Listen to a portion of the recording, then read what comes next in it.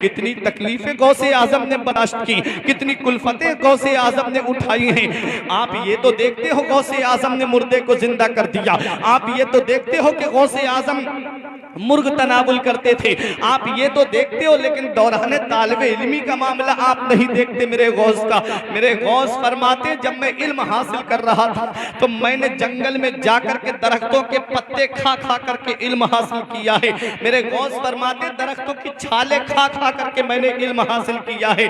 प्यारे मुसलमानों, ये विलायत का मकाम ऐसे ही नहीं मिल जाता। मेरे गौस खुद फरमाते दरस्तुल इल्म हत्ता सिर्तु कुतबा, मैंने इतना इल्म हासिल किया है कि अल्लाह ने मुझे कुतुब बना दिया है। पता चला सरदारी इल्म से मिलती है, पता चला बुलंद रुतबा इल्म से मिलता है, पता चला बुलंद शान इल्म से मिलती है, पता चला बुलंद मकाम इल्म से मिलता है, पता चला बंदा फाइजुल मुराम होता है तो इल्म की वजह से होता है, पता चला बंदा तकर्रुब इल्लाह की मंजिल पे गामजन होता है तो वो इल्म की वजह से होता है। इसलिए प्यारे मुसलमानों, अपने बच्चों को दीनी तालीम दो। रात गौसे आजम इतने बड़े अल्लाह के वली फिर भी मदरसे में तालीम हासिल करने गए, फिर भी मदरसे में इल्म हासिल करने गए। इसलिए अगर कामयाबी चाहते हो तो इल्म हासिल करो, अगर तुम दुनिया दोनों जहान में कामरान होना चाहते हो तो इल्म हासिल करो।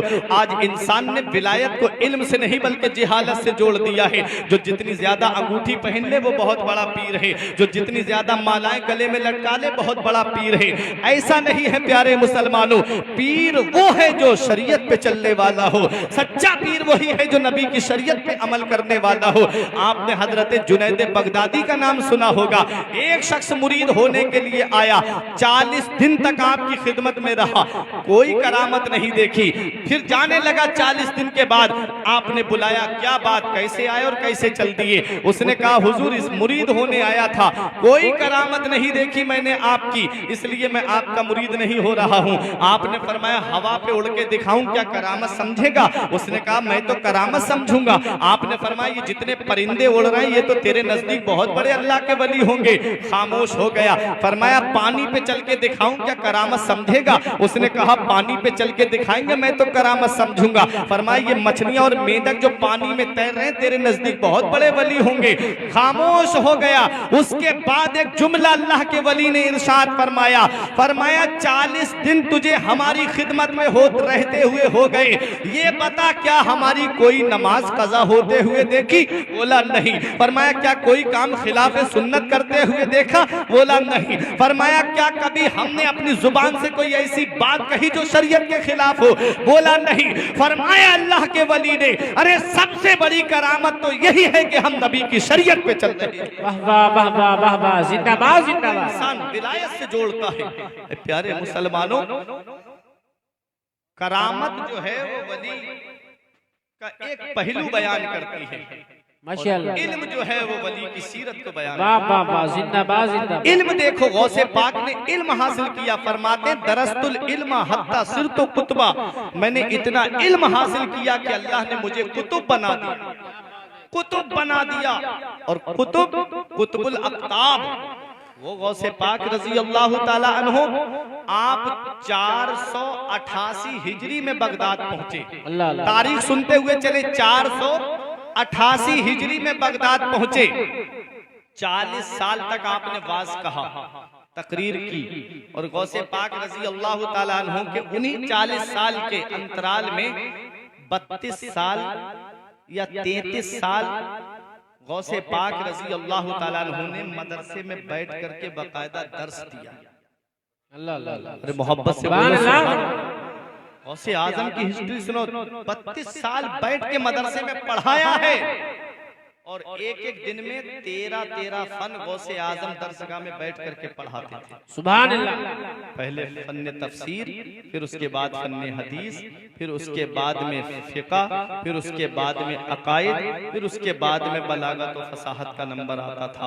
13 इल्म गौसे पाक रजी अल्लाह ताला अन्हु एक दिन में बैठ करके पढ़ाते थे, और हफ्ते में 3 मरतबा तकरीर किया करते थे। जुमे के दिन, इतवार के दिन, मंगल के दिन। जुमे के दिन जुमे की नमाज से पहले, इतवार के दिन जोहर की नमाज के बाद, और मंगल के दिन इशा की नमाज के बाद। पहले 10-20-40 लोगों का मजमा होता था।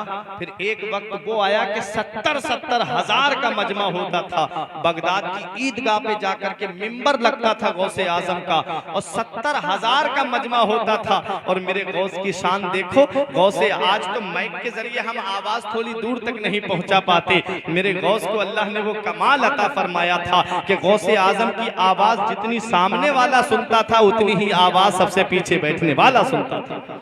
वाह वाह वाह। ये गौसे आजम की शान थी, ये गौसे आजम का मकाम था। एक बात बता दूं, बात आ गई तो, गौसे आजम के एक बड़े चहीते मुरीद थे। वो गौसे आजम की बारगाह में बात सुनने आ जाते थे। उधर उनकी बीवी परेशान रहती थी और बगदाद से दूरी पे थे, शायद मिस्र के थे। जब आ जाते थे तो बीवी एक दिन आ गई गौसे आजम की बारगाह में शिकायत लेके, हुजूर ये तो चले आते हैं आपका बात सुनने, दर्स सुनने के लिए, और वहां पर हम परेशान होते हैं। तो गौसे आजम ने उनको बुलाया और कहा कि अब तुम हमारा बात सुनने मत आना, अब तुम हमारी तकरीर सुनने मत आना। वो रोने लगे, कहते हैं हुजूर नहीं सुनूंगा तो दिल को चैन कैसे मिलेगा, नहीं सुनूंगा तो दिल को आराम कैसे मिलेगा। मेरे गौस ने फरमाया जहां हो वहीं पर बैठ करके जब मैं बात कहता हूं वक्त याद कर लो, टाइम याद कर लो, और अपने आंगन में एक गोल दायरा खींच लेना और उस गोल दायरे के अंदर बैठ जाना। कहते हैं मेरे गौसे आजम मैं यहाँ बात कहूंगा, तुम वहां पर मेरी तकरीर को सुनोगे।